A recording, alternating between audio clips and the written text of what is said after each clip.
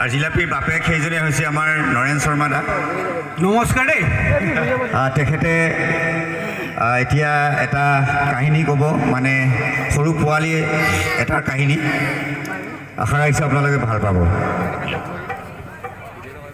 আচ্ছা, তাৰমানে আমি প্ৰগ্ৰেম কৰিব যাওঁতে আমাৰ বুলবুল ডাঙৰীয়াদেৱৰ লগত একেলগে গৈছিলোঁ।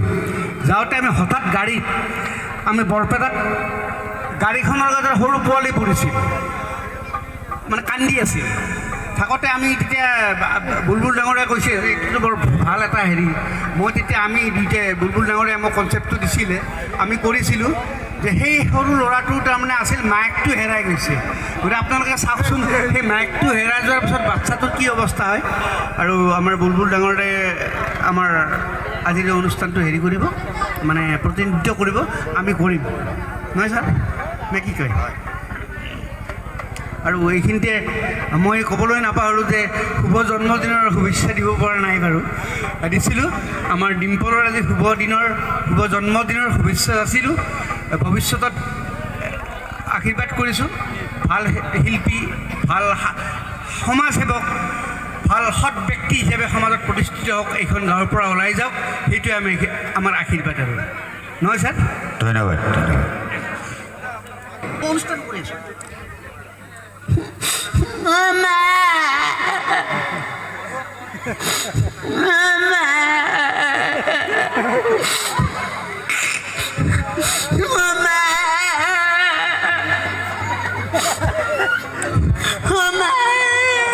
কি হৈছে? ইয়াত কিয় কান্দিছা? মই না মাৰ লগত ডিম্পল আংকুলৰ জন্মদিন চাব আহিছোঁ। মোক ডিম্পল আংকুলক মই বিৰাট ভাল পাওঁ। মই ডিম্পল আংকুলে মোক ৰাস্তাত লগ পাই কৈছে, বাবু তুমি মোৰ আজি বাৰ্থডে যাবা, এনেকৈ কৈছে। মই মাৰ লগত আঙুলিত ধৰি এনেকৈ আহিছোঁ। ভালে হৈছে বাৰ্থডেত আহিছা, কিয় কান্দিছ কিয়? মোৰ এইটোৱে কাহিনী কম মা। আহিছোঁ এই চকটো যে চাৰি তিনিআলিটোত ল'ৰা এটা এনেকৈ বুলেট এখন চলাই এনেকৈ মই এনেকৈ আহিছোঁ মাৰ লগত। ল'ৰাটোৱে বুলেটখন ৰাখি দিছে, মা এনেকৈ উঠি দিছে, দি বুলেট বাই বাই দি মোক গুচি গ'ল। তাৰমানে মাইটোৰ লগত গ'ল। বাইকত উঠি গুচি গ'ল? মা গুচি গ'ল, মই থাকি গ'লো। মই ক'ত যাম এতিয়া? বাই বাই দি গৈছে, হয় নেকি? মা কৈছে কি বাবু তুমি ভালে থাকিবা, হয় নেকি? এনেকৈ কৈছে। এনেকৈ কৈছে? আপুনি লগ পাই মোক লৈ আহিছে। আচ্ছা, এনে বাবুৰ নামটো কি আছিল? মোৰ নাম নৰেন শৰ্মা পাঠক কলিতা। নৰেন শৰ্মা পাঠক কলিতা। তিনিটা উপাধি যে? তিনিটা দেউতা আছিল, মা তিনিটা লালাক আছিল। তিনিটা আছিল? তিনিটা। কেনেকৈ সম্ভৱ তিনিটা? মাই কেনেকৈ মেনেজ কৰিছিল টেকনিকত মই নাজানো। হয় নেকি? তথাপিও কি জানেনে আংকুল, কি মোবাইলৰ নাই কেনেকৈ মেনেজ কৰিছিল মই নাজানো। আচ্ছা, হয় নেকি? প্ৰথমতে বিয়া পাতিছিল শৰ্মা। সি বামুণে লেংটি মাৰি পূজা কৰিব আহি পেলাই মাৰ লগত লাভিং কৰি আছে। আচ্ছা, হয় নেকি? তেনেকৈ তাৰমানে বিয়া পাতিলে আৰু? বিয়া পাতি পেলাই সি পুৰোহিত পাতি পেলাই মাৰ লগত লাগিছিলে। মাই একচৰ মাৰি একদম একেদিনে তাক যে কেছ দিছে, ফাল্টু মানুহ এটাক বোলে। হয় নেকি? সেনেকৈ এৰা এৰি হ'ল? ক'তো ড্ৰাইভাৰ কৰি হয় নেকি? আচ্ছা, সেনেকৈ এৰা এৰি হ'ল প্ৰথমটো? এৰা এৰি হ'ল। তাৰপাছত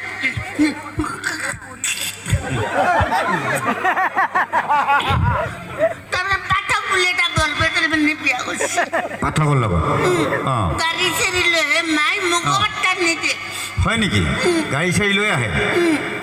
তাৰপিছত এনেকৈ মাৰ লগত থাকি বোলে পাঠক মদ খাই থকা খুব মাৰি মাৰি মাৰিছে।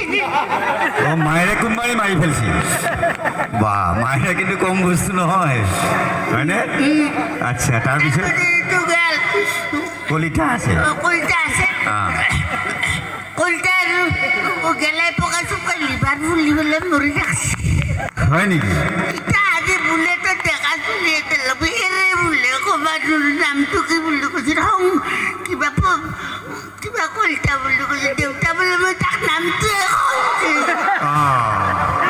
কইনাক আংকুল হয় হয় হয় মায়ে বুদ্ধি ৰাখব ল'ৰাটো দেউতা বোলে মাতি থাকিম বুলি অঁ সেইকাৰণে মই তিনিটাক লগত টাইটেলটো ধৰি লিখিছোঁ আচ্ছা বৰ ভাল নৰেন শৰ্মা পাঠক কলিতা কলিতা বুজি পালোঁ দেউতাৰ সংস্কৃতি ৰাখছোঁ হয় হয় ইয়াৰ ভিতৰত মাক বুলি কৰি দিম মাক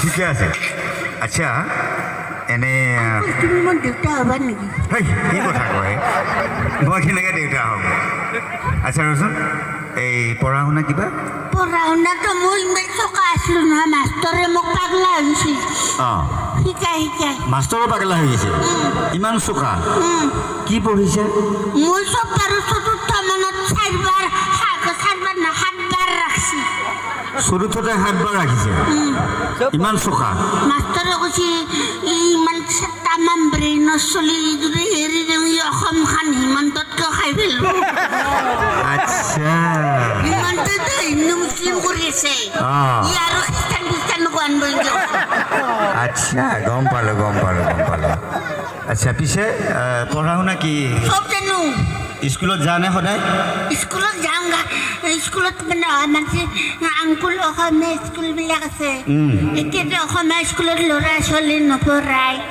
প্ৰাইভেটত পঢ়ায় এতিয়া মাষ্টৰবিলাকৰ চাকৰি যে বেলেগৰ লগত এডজাষ্ট কৰি দিছে অঁ এতিয়া মাষ্টৰকেইটাৰ ভয়ছি চাকৰি গ'লে কি খাব মোক সেইকাৰণে সদায় ঘৰকে গোটেই স্কুলত মাষ্টৰ গান বাবু তই আমাৰ স্কুলত যাবি খিচাৰি খাই ৰাখবি হ'লে পঢ়িব নালাগে হয় নেকি আমাৰ চাকৰি খুন্দি গৈছি হয় নেকি অঁ খিচাৰি খাব যা আচ্ছা কেইখন স্কুলত যা 7খনমান স্কুলত যাওঁ ইমান খিচাৰি কেনেকৈ খাওঁ নাখাওঁ টিং লৈ যাওঁ প্লাষ্টিকত থোৱা লৈ যাওঁ খাব নোৱাৰাখিনি কুকুৰক আৰু আমাৰ ঘৰত হাঁহ আছে 50টা টাউন খাই আৰু গৰুকো দিওঁ হয় নেকি আচ্ছা এনেকৈ কিয় আছা এনেছো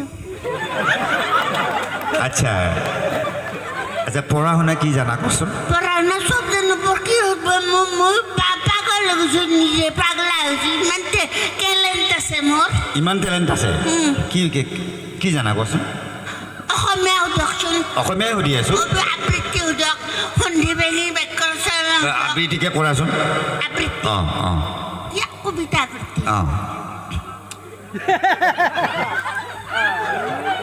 নমস্কাৰ মোৰ নাম নৰেন শৰ্মা পাঠক কলিতা নতুন নাচো